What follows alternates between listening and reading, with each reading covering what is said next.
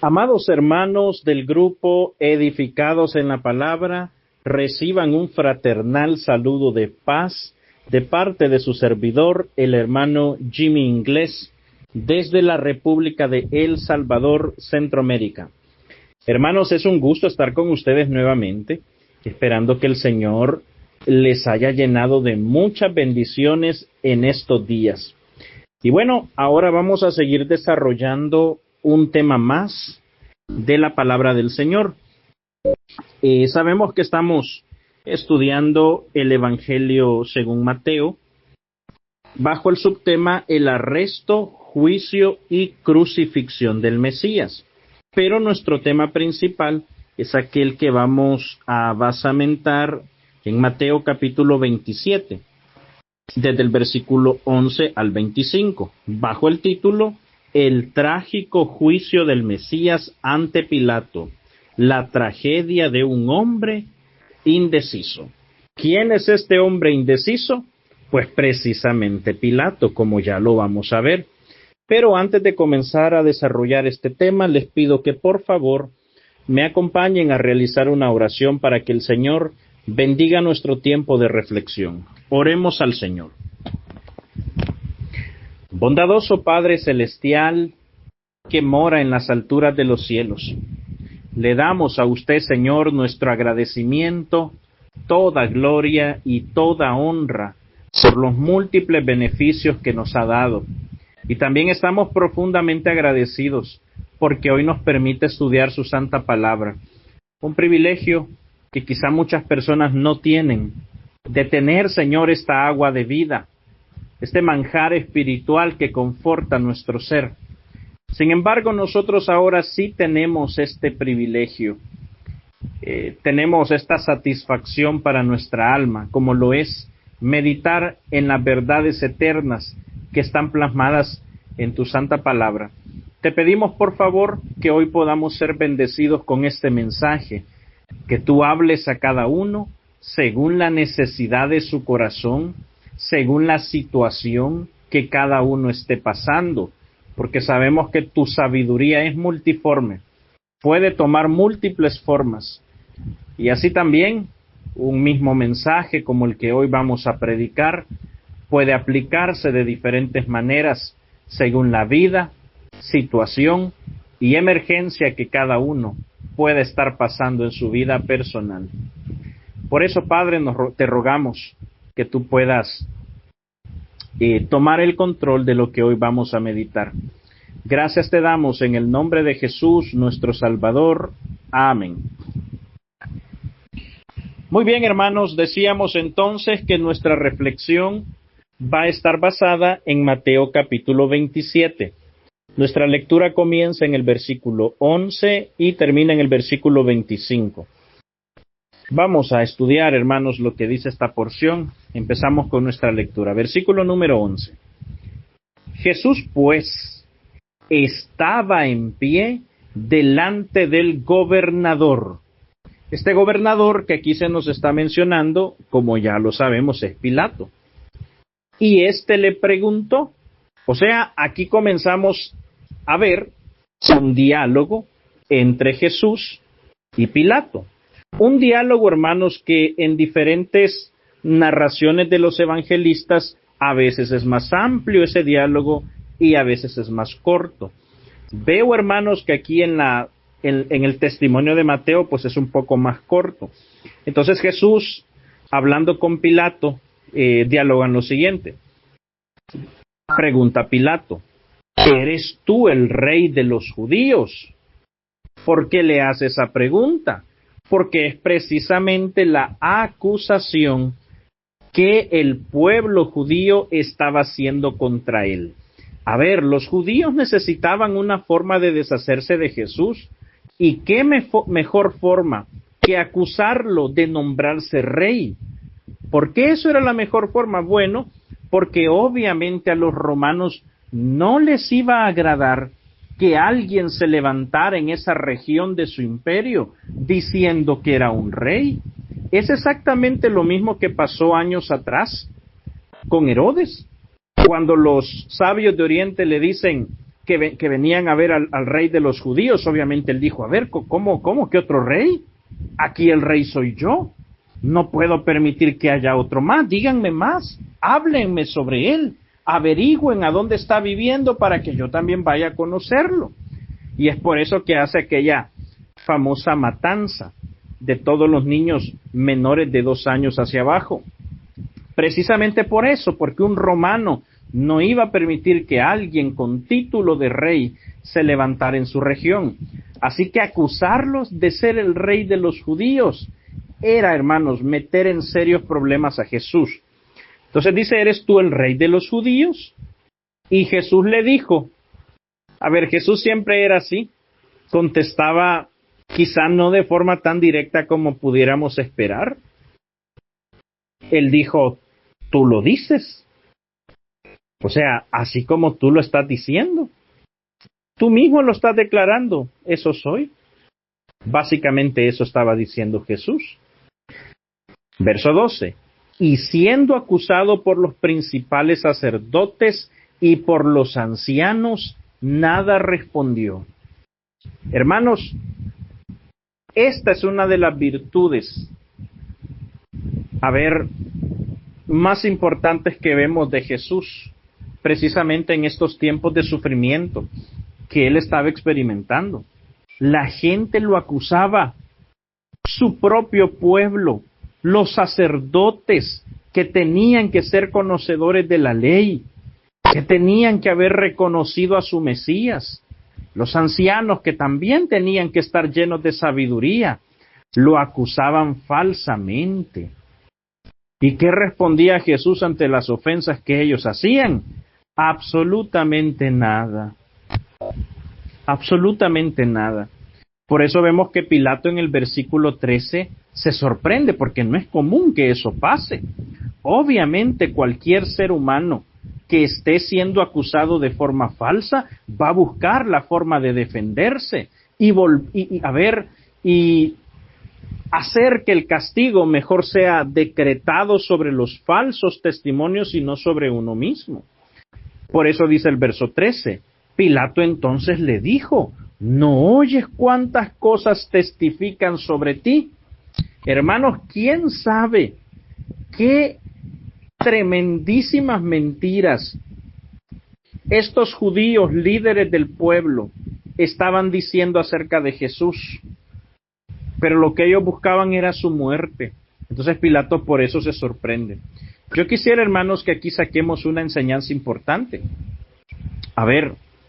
Es cierto que el Señor Jesús tuvo que sufrir de esa manera, pero también vemos que Él tenía la virtud de no pagar mal por mal, de no contestar a sus enemigos con la misma intensidad que ellos lo hacían con Él.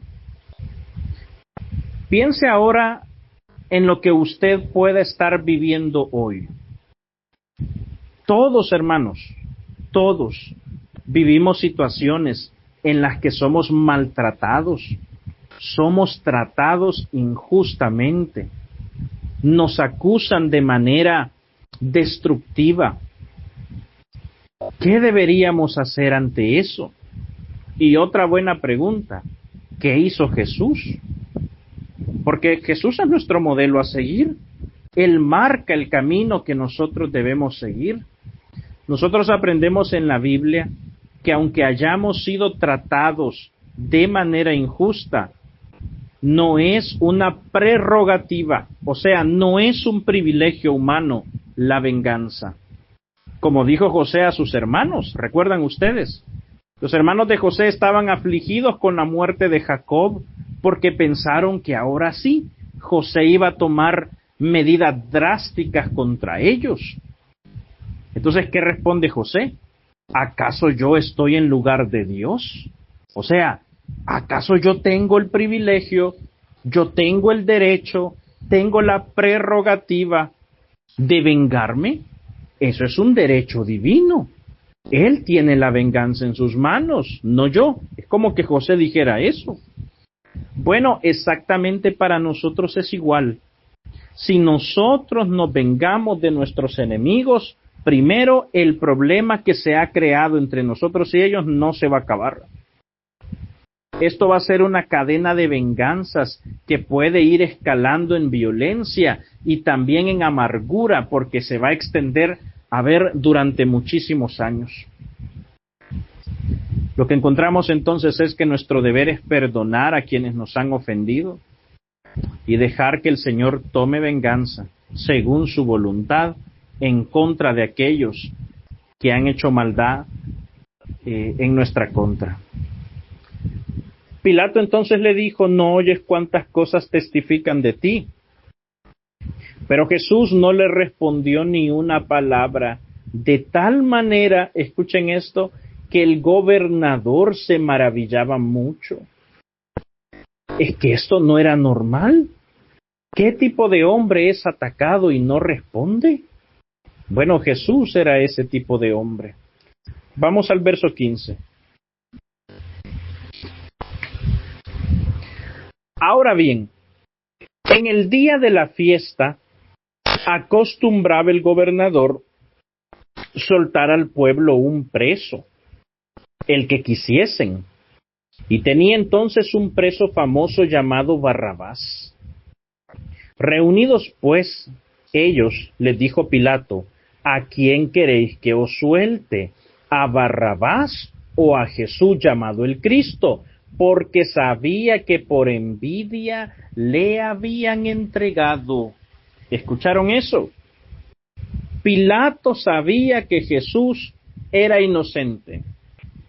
Y él, como gobernador, tenía en sus manos la capacidad de salvarlo de la muerte. Sin embargo, nosotros sabemos que este era un plan divino. Jesús tenía que morir por nuestros pecados. Sin embargo, vemos un Pilato que busca una escapatoria. Dijo el pueblo, no es posible que ellos elijan a un delincuente, a un preso y a este hombre lo quieran matar, que es un hombre inocente. Quizá esta sea la salvedad que podamos darle a este pobre hombre llamado Jesús. Eso fue lo que él pensó. Y noten lo que dice el verso 18, porque él sabía que por envidia le habían entregado. Esto me hace reflexionar, hermanos, en lo amargo que es la envidia. La envidia que estos hombres le tenían al maestro era tan profunda, que incluso estuvieron dispuestos a elegirlo sobre un criminal. O sea, la envidia le cegó el entendimiento a esta gente. No pudieron darse cuenta con claridad que lo que estaban haciendo era una tremendísima injusticia. Incluso estaban pasando encima de un mandamiento. Uno de los 10 mandamientos que dice: no dirás falso testimonio contra tu prójimo. Pero ellos, enardecidos, cegados por la envidia y por el odio, prefirieron entregar a Jesús. Hermanos, necesitamos erradicar la envidia de nuestro corazón. Y se preguntarán ustedes, ¿por qué los líderes judíos le tenían tanta envidia a Jesús? Y la respuesta es que Jesús, tantas cosas podemos decir, pero una de ellas es que tenía más arrastre que ellos como enseñadores. Es decir, sí había gente que seguía a los maestros judíos, a los sacerdotes, a los ancianos, que escuchaban sus enseñanzas, pero es que no había nadie que enseñara como Jesús. ¿Recuerdan ustedes que en Mateo capítulo 5, cuando Jesús da el sermón del monte, dice el texto, que a esas alturas tan tempranas de su ministerio, una gran multitud se sentó a escucharlo? O sea, fue desde sus primeros días. Generalmente en el contexto judío, los maestros ganaban honor, pero era a través de varios años. Y aquellos que eran llamados maestros, no era que iban a estudiar a una universidad para obtener ese título, sino que el mismo pueblo se lo daba a aquellos que tenían sabiduría. y que a través de la sabiduría que tenía vencían a otros. Bueno, este era el caso de Jesús. Cada vez que disputaba con escribas y con fariseos, él salía vencedor. El pueblo lo seguía. Incluso uno de los soldados que fue mandado a meterlo preso en una ocasión dijo, bueno, le preguntan las autoridades judías, ¿y qué pasó? ¿A dónde está el hombre que te dijimos que metieras a prisión? ¿Qué responde aquel soldado? Es que no hay ningún hombre que haya hablado como este. ¿Se imaginan cómo ardía la envidia de los judíos ante una declaración como esta? Eso podríamos traducirlo hoy, digamos, en las vivencias que hay entre predicadores. Que un predicador quiera ser el más famoso, el que más llega al corazón de la iglesia, el que más es mencionado, el que más es invitado a predicar. A ver, pero cuando se levanta otro que el Señor está utilizando, este primero se llene de envidia y busque la manera de destruirlo. Y que si aquel hermano que Dios está levantando llega a caer, pues este que estaba predicando primero, pues se va a regocijar. Eso es envidia. Y es una envidia, hermanos, que puede llevarnos a cometer una serie de injusticias amargas, como quizá no podamos ni siquiera imaginarnos. Eso es lo que estaba pasando con estos hombres. Luego dice el verso 19, y estando él sentado en el tribunal, escuchen, fíjense cómo son las cosas. Pilato ya se había dado cuenta de la inocencia de Jesús. Luego intentó salvarlo, poniendo a que eligieran entre Jesús y Barrabás. Pero como tercer punto, su esposa se le acerca y le da una advertencia. Fíjense cuántos llamados estaba recibiendo Pilato en ese momento. Dice el verso 19, y estando él sentado en el tribunal, su mujer le mandó a decir, no tengas nada que ver con ese, escuchen, justo. No tengas nada que ver con ese justo. Una mujer pagana lo está diciendo. Hermanos, ni siquiera el pueblo escogido, ni siquiera los líderes conocedores de la ley podían ver la justicia de Jesús, pero esta mujer pagana sí la podía ver. No tengas nada que ver con ese justo, porque hoy he padecido mucho en sueños por causa de él, dice la mujer de Pilato. ¿Se dan cuenta, hermanos? Cómo a veces el mundo muestra más sensibilidad hacia las cosas espirituales que nosotros mismos. Miren, no es que ese sea el patrón común, pero sí que hay mundanos que a veces se perdonan más fácil que nosotros como cristianos en la iglesia. Sí que hay paganos, hermanos, que a veces viven más en paz de lo que nosotros vivimos en nuestras iglesias y en nuestros hogares. Así como estamos viendo en el ejemplo de esta mujer, que tuvo la capacidad de reconocer la justicia de Jesús, y no como los líderes judíos de ese tiempo.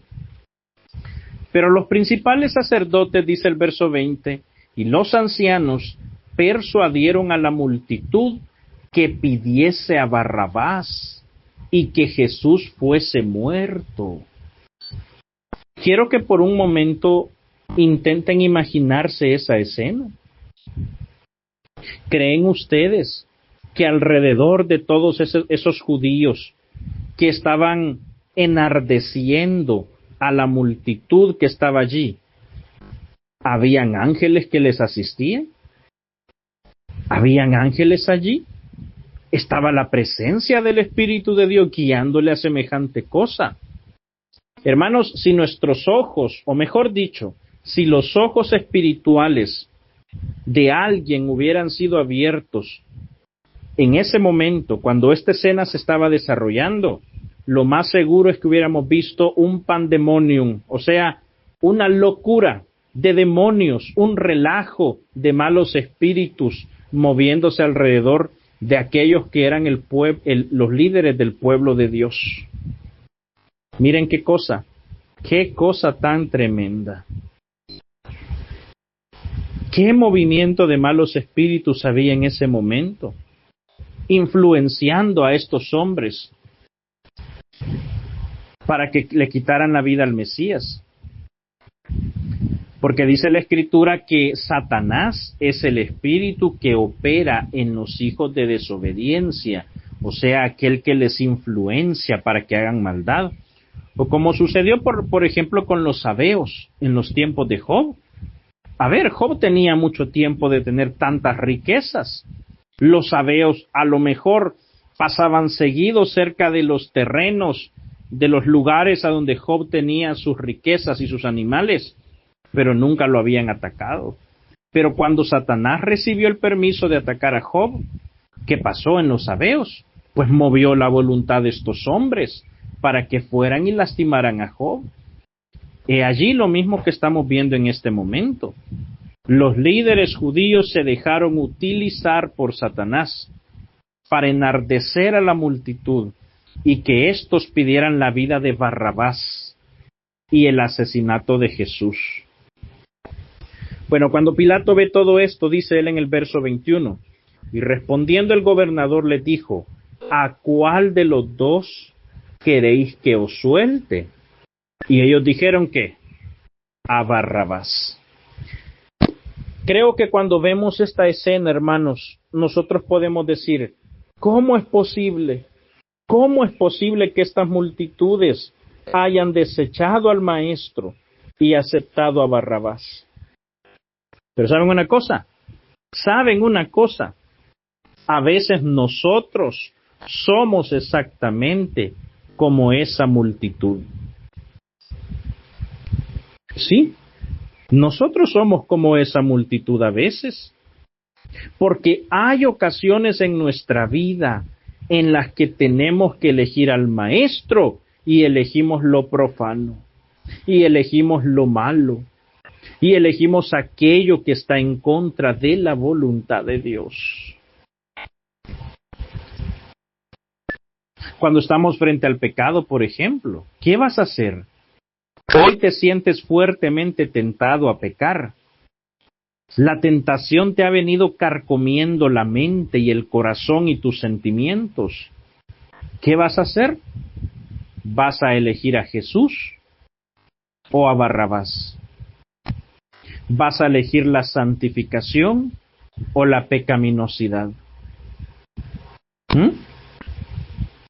Cuando hay también aquel deseo de abandonar la fe, ya no quieres congregarte, ya no quieres orar, ya no quieres nada que tener que ver con la vida cristiana. ¿Por qué? Porque te has embelesado con un trabajo muy bien remunerado. Te has embelesado con una mujer, con un hombre que ha llamado tu atención y ha captado todo tu amor, y entonces ya no tienes tiempo para el Señor. ¿A quién eliges? ¿A Jesús o a Barrabás? A veces nosotros somos iguales a esa multitud.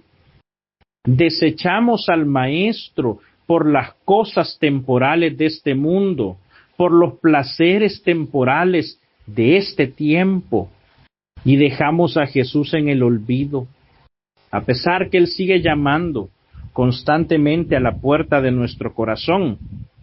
Puede ser que nosotros le estemos contestando con indiferencia, ignorando a aquel que dio la vida por nosotros, haciéndonos los disimulados ante el llamado de Jesús.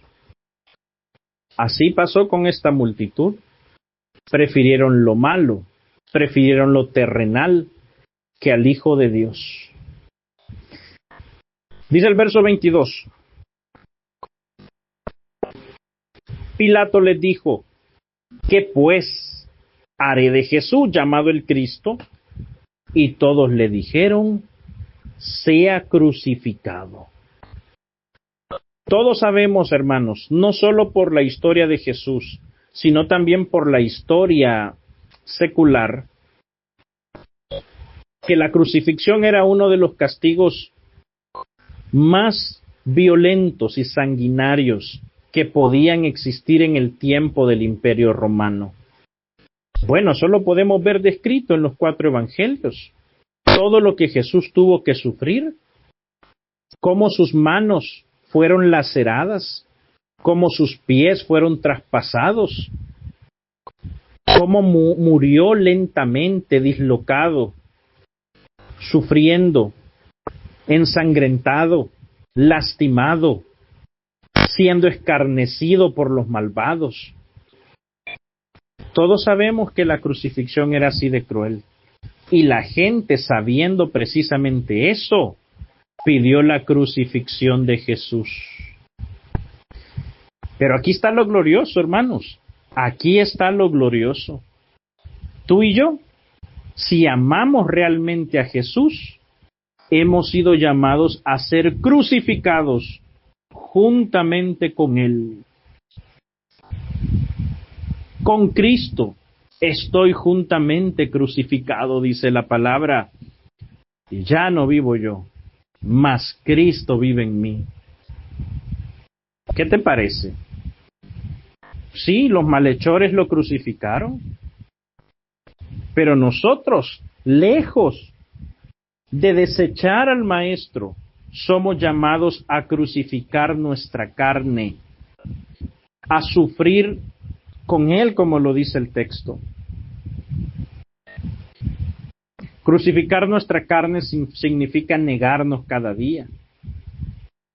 Significa rechazar nuestros deseos pecaminosos, nuestras ofertas para alejarnos de Dios. Eso significa crucificarnos. Crucificarnos con Jesús también significa dar un alto definitivo a la vida llena de desenfreno. Eso es ser crucificado con el Señor. Pero ellos gritaban aún más. Bueno, dice el verso 23, y el gobernador les dijo, pues qué mal ha hecho. O sea, él es inocente. ¿Por qué lo quieren matar? Pero la multitud gritaba aún más, diciendo, sea crucificado, sea crucificado. Y viendo Pilato que nada adelantaba, o sea, que no lograba que la gente cambiara de opinión, sino que se hacía más alboroto, dice el verso 24. Fíjese lo que hizo. Tomó agua y se lavó las manos delante del pueblo, diciendo, inocente soy de la sangre de este justo, allá vosotros. De aquí nace aquel famoso dicho, ¿no? Yo creo que es un dicho mundial, no lo sé. Pero la gente dice, mira, este se lavó las manos como Pilato. Es decir, se desentendió del problema. ¿Sí? Se desligó de esta situación. Se lavó las manos como Pilato. Bueno, Pilato hizo exactamente eso. Simbólicamente lavando sus manos, dijo, yo soy inocente de la sangre de este hombre, ustedes verán qué hacer. Y Pilato dejó a Jesús a su suerte, por así decirlo, ¿no? O mejor dicho, a la voluntad del pueblo. Verso 25. Ay, hermanos, qué sentencia la que pusieron sobre sus espaldas estos pobres judíos. Verso 25. Y respondiendo todo el pueblo dijo, su sangre sea sobre nosotros. Se hubieran involucrado solo ellos, hermanos. Solo ellos se hubieran involucrado. Pero miren lo que dicen. Su sangre sea sobre nosotros y sobre nuestros hijos. ¿Qué sentencia la que firmó el pueblo judío con semejante declaración? Básicamente aceptaron la propuesta de Pilato. Pilato dice, yo me desligo, ustedes tienen la responsabilidad. Y ellos dicen sí, que la sangre de este hombre sea sobre nosotros y sobre nuestros hijos. Y saben que eso fue real también para los judíos. Por eso a lo largo de la historia hemos visto cómo el pueblo judío ha sufrido de manera muy sangrienta, porque les pesa como castigo la sangre derramada del Hijo de Dios. Lean un poco de lo que sucedió en el año 70, cuando Jerusalén fue sitiada y todos los sufrimientos que tuvieron. Basta leer también un poco de lo que sucedió en la Segunda Guerra Mundial y cómo los judíos fueron exterminados en campos de exterminio, mujeres, hombres, ancianos, niños.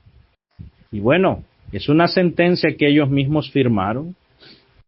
Su sangre sea sobre nosotros y sobre vuestros hijos. Así lo dijeron ellos. Vale la pena hacer una meditación en esto también. Cuidado con las palabras que salen de su boca cuando está lleno de sentimientos, mejor dicho, cuando hay emociones fuertes. Si siente odio, hermano, si siente furia, si hay algún sentimiento fuerte en su corazón, no es el momento para tomar decisiones, y abra su boca lo menos posible. No vaya a ser que firme una sentencia que después le va a causar innumerables lágrimas, mares de llanto. Bien, hermanos, hasta aquí llega esta reflexión. Es hasta el versículo 25. Así que espero que el Señor les haya bendecido mucho. Vamos a cerrar con una oración. Amado Padre Celestial, gracias te damos por este tiempo de reflexión que nos has permitido tener hoy. Gracias porque hemos sido bendecidos con este mensaje y tú nos has hablado de diversas maneras, según tu propósito, según tu voluntad y según la necesidad espiritual de cada uno de los que han escuchado este audio.